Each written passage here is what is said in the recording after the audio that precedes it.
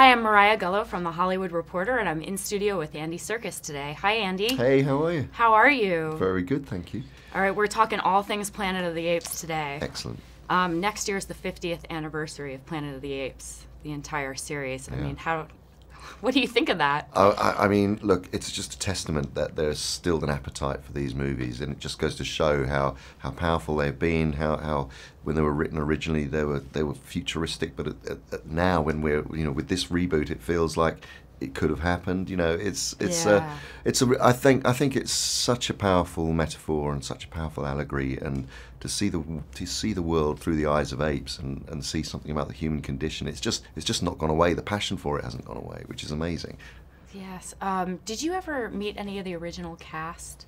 Planet of the Apes? No, I would love to have done. Yeah. I mean, Roddy McDowall. I mean, I remember I grew up with these, and it was one of the very first films I ever saw was Planet of the Apes in a cinema in London.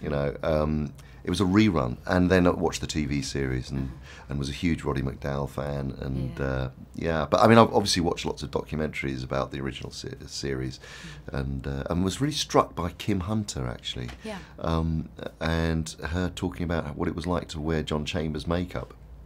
And how difficult it was to sort of have to keep the face alive with facial expressions inside, just to kind of keep that the sense of all that prosthetic moving. Yeah. So, which is a far cry from, of course, what we have to do now with the technology that we have.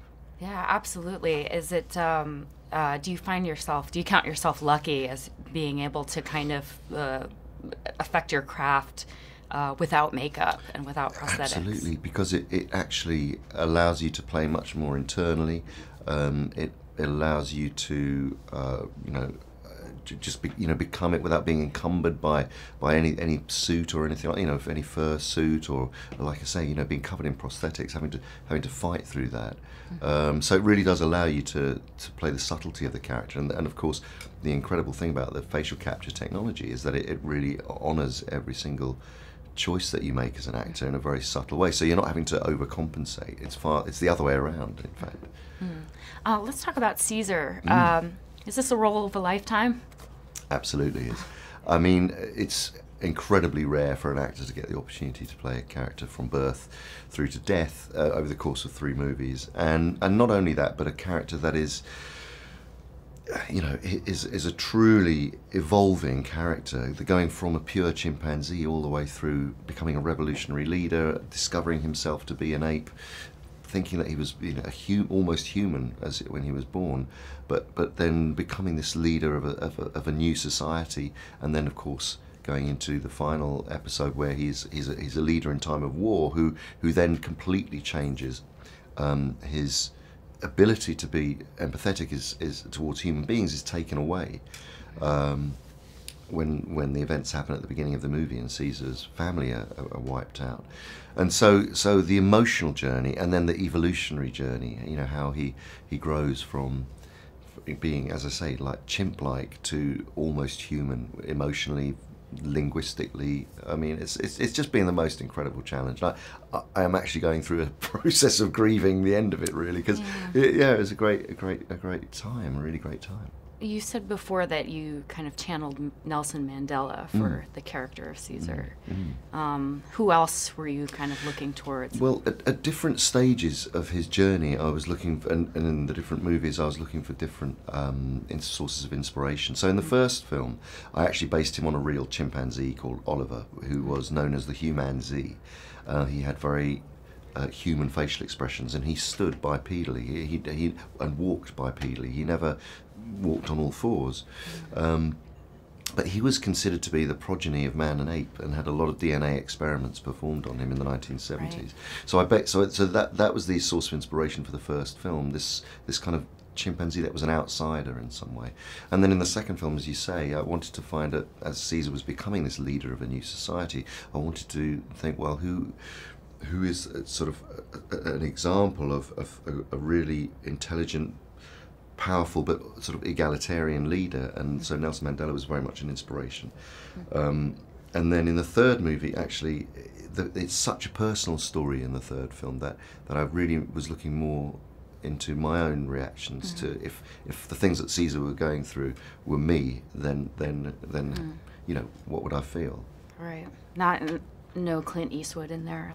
A little bit of Clint Eastwood, a little bit of Clint Eastwood too. Yeah, absolutely. No, I mean, and actually, Matt Reeves, the director, I mean, he watched a lot of those films and a lot of biblical films and a lot of epic Western mythological, you know, sort of mythic films. So definitely Clint Eastwood. Yeah, I mean, The Outlaw Josie Wales was, you know, is a prime example of Clint Eastwood at his best, you know, being wry, and there is a little bit of his sense of humour there too. Yeah, and there's maybe a bit of Kirk Douglas and a bit of Charlton Heston. Well, yeah, absolutely. Yeah, all I mean, those big epic, you know, 60s, 70s films, Matt was very drawn to, and when he and Mark Bombach were writing the script, they'd watched lots and lots of those movies, because he wanted it to have this mythic sense of, you know, this destiny of and looking back across the trilogy, this was the seminal kind of ape character that would be remembered in 1,000 years' time as the leader, as a sort of spiritual leader who led the apes to freedom. So that was yeah. So there was definitely a little bit of the Moses story in there too. Yeah, it's interesting to kind of know where this world is going. Sure. Do you think a lot about kind of like real world war situations, because you've kind of been embroiled in this fictional conflict? But it, you know, I mean, there's always so much drawn from reality. Does it make you think a lot about kind of our world, our society? Oh, 100%. I mean, that's what's so great about these movies, is that they are, you know, without being overtly political and overtly culturally specific about a war or a situation, they by design and actually always were, and it was in their DNA that they would always reflect society. So of course in the 50s, going back to the original 60s, going back to the original films, you know, they were very much talking about civil rights and inequality and then now, you know, these films have become about this trilogy really is about man's hubris and arrogance, and towards the arrogance in thinking towards how he treats the planet and how he plays with and thinks he's above the planet in a way and not connected, and also the treatment of other and the way of, as we've become more sort of alienated, that is what this trilogy really is about. It's about empathy and the loss of empathy for each other, for other people, for people who are of a different belief system from us, or, you know, so that we end up almost pointing the finger and saying you're different to me rather than we are connected. And that's really it's at the heart of this trilogy, I think. Yes. You know, you've worked a lot with and studied a lot of animals, especially chimpanzees, apes, gorillas. Do you feel the need to protect and conserve them now that you've spent some time with them? Absolutely. I mean, and I've been involved with various charities over the years, particularly the Dian Fossey Gorilla Fund International, who I originally studied with when I was making King Kong. So I'm a very strong advocate for their work, and also, you know, lots of other organisations that are, you know, to do more with chimpanzees. Jane Goodall's Institute, for instance.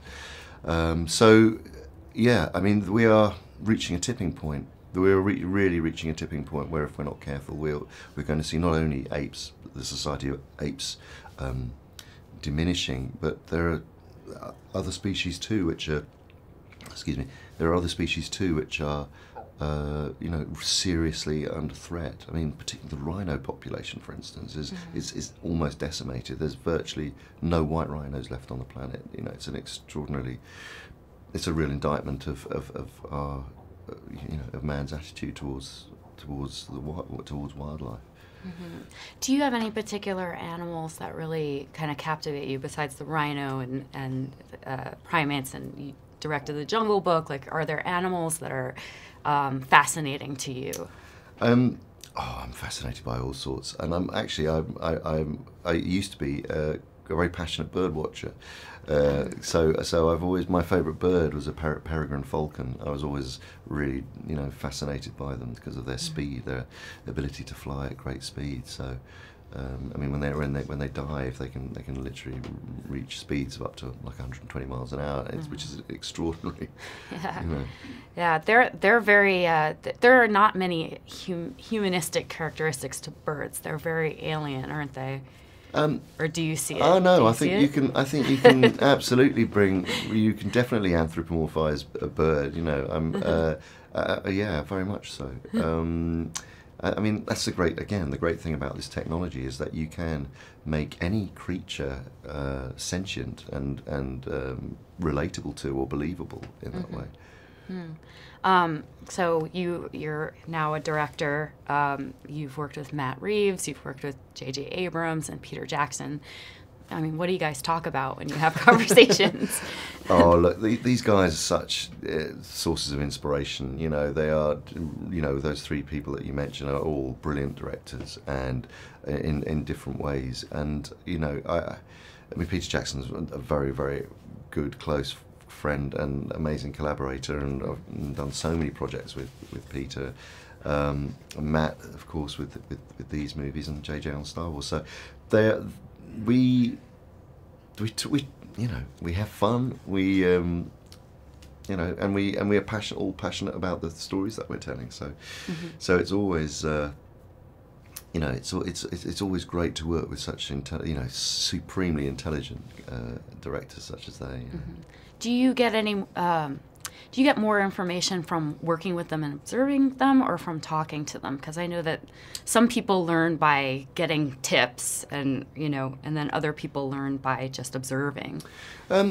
Both, really. I think. I mean, working with Peter, you know, I was lucky enough to be the second unit director on the Hobbit trilogy, so I was literally working to his vision. So that was a very close collaboration, and I learned so much from him in that respect. And then equally from observing Matt on the last two films, you know, he's so clear about point of view, about where he places the camera, and taking off where the actors are, allowing the scenes to come together before placing any cameras.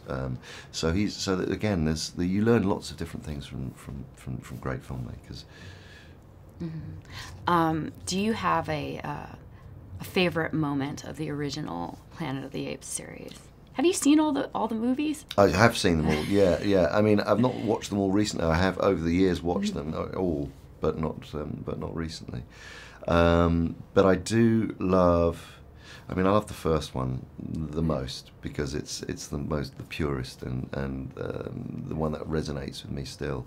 And I just will never forget the first image of those cornfields, and then suddenly seeing apes on horseback, and then nets coming. There's that close-up shot of nets kind of trawling through the cornfields and catching human beings, and that really haunted me.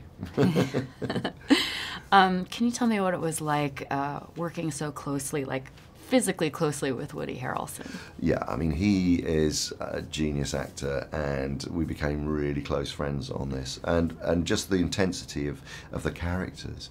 You know, Caesar wanting to kill the Colonel wanting to take out the whole of the ape species, the hatred between them, and yet on top of that, there's this sort of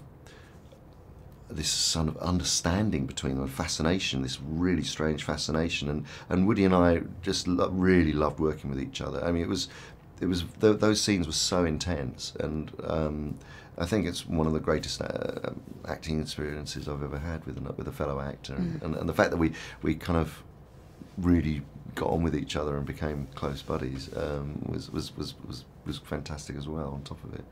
Would you like to direct him someday? Yeah, I'd love to direct Woody. Yeah, I mean, he's so varied and talented, multi-talented, and the characters that he plays always have such huge amount of kind of emotional range and depth, and he's funny, and he's got this incredible ability to even make the darkest of characters, which he did with the Colonel, make him understandable and relatable to. Yeah. So one of my final questions before we're done. if you could, I know that you probably have a backstory for Caesar, and maybe it's something, is there anything that you know about Caesar that we don't know because it's part of your own personal backstory for him? Well, yeah, I mean, I think I always approach Caesar like a human in an ape's skin. That he was always this outsider, this character that couldn't ever truly find an identity. That he was brought up by human beings and was loved by human beings and was shown great empathy by them, and then struggled to find, at first to find an understanding of what it was like to be an ape. So I really thought of him as a kind of combination of a very gifted child because of this drug that's coursing through his veins and helping him accelerate kind of evolutionarily. I always felt like he was this child that was like a gift, like a supremely gifted child who could, play concertos or very do complicated mathematical equations, and that there was this burning intelligence within him, but yet he always felt like he was an outsider. But being an outsider enabled him to empathise with all of the different types of apes. So there's a sadness in that character, a vulnerability, and the sense of never really belonging. But that led to his ability to be empathetic. Kind of a Bobby Fischer type. Right. Right. Andy, thank you so much for talking to me today, and have a wonderful day. Thank you, you too.